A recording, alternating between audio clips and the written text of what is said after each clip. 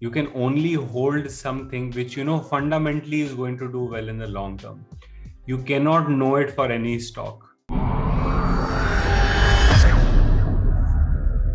My name is Arpit Arora. I'm India's leading personal finance expert and passive income coach. I'm a TEDx speaker and also a financial influencer, working on that one single mission to help entrepreneurs and professionals to be not dependent on that one single source of income so that they can have abundance of money in their life just by managing the money they already have. I'm going to share with you two pieces of data which are you can say from different agencies, different times, different sources, and the combination of both the data put together, S&P 500 index company, which means we are talking about the top 500 companies of America, the average lifespan of those companies in years.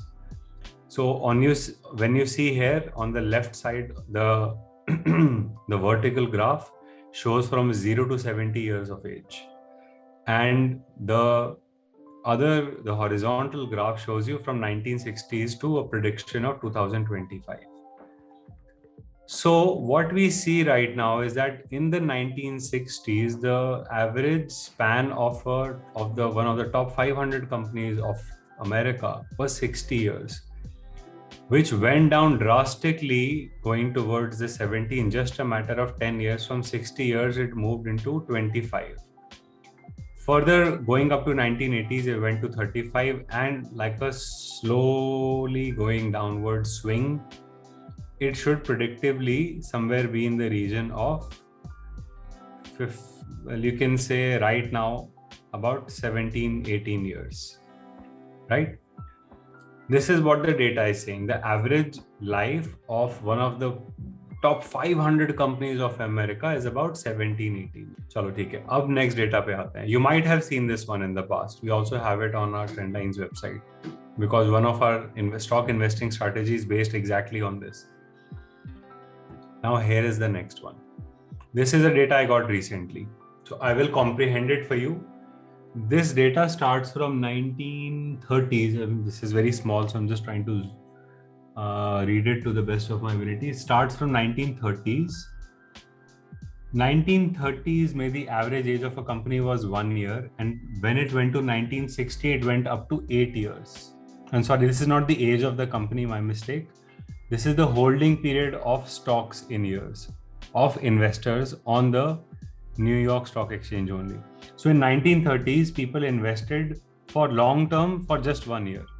And this from 1930s to 1960s went up to 8 years. So when the age of the company was an average of 60 years, people were investing for long term up to 8 years in a certain company. And right from 1960s came the decline, a similar decline that you've seen leading up to 2020, where the average holding is even less than 1930s of the long-term investors on the New York Stock Exchange, which is a new all-time low. So the two datas, one data is saying the age of the companies is going down as the years are progressing. The other data is saying the holding period of long-term investors into stocks is also going down, and both are exactly, the pattern is very much the same. Ironic, isn't it? So what could be the reasons? One, too many companies getting market leaders getting delisted, like Syntex. I gave you one example. Nokia, Kodak, these are not New York Stock Exchange examples. BlackBerry, companies like these, which almost everyone was using their services. Almost everyone had either a BlackBerry or Nokia in their life, isn't it so? So that size companies today are worth nothing. So effectively, can buy and hold stocks, वो जो stock market का जो सबसे बड़ा saying है कि stock market is only for long-term investors, is it correct? It's partially correct. Why is it partially correct? Because you are only You can only hold something which you know fundamentally is going to do well in the long term. You cannot know it for any stock. Any company over a 20 to 30 year period, or right now in a 20-year period, is very likely to finish up. Many companies have done that. Up Nifty 50 kitni sari companies, if you look at them, Yes Bank, Idea, Vodafone, HMT, Reliance Power, Reliance Communication, so many companies. I mean, if you start researching, you'll probably find 20, 30 such companies which were once a part of Nifty 50 and they are not. Some, at least a dozen, you will find which were part of Nifty 50 and they're less than 10% of their value today. So you cannot really buy any company, चाहे वो कोई भी हो, चाहे Infosys हो, Tata हो, कुछ भी हो. You're buying, you're still betting. The only bet is the company is going to continue. अब Reliance में भी, if you look at it, one group is doing well, Reliance Industry going all the way to the top. अब Reliance के नाम पे आपने सोचा कि Reliance Power भी वैसा ही करेगा. Reliance Communication will do the same. What happened? Exact opposite.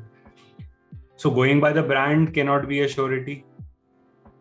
Future Group, you look at it, Big Bazaar Retail, what happened to that? Sold all their business, filed for bankruptcy. So the biggest businesses can fail. You can never buy and hold a company and say ki this is for sure going to do well. Even companies like Apple, which today are doing so wonderfully well,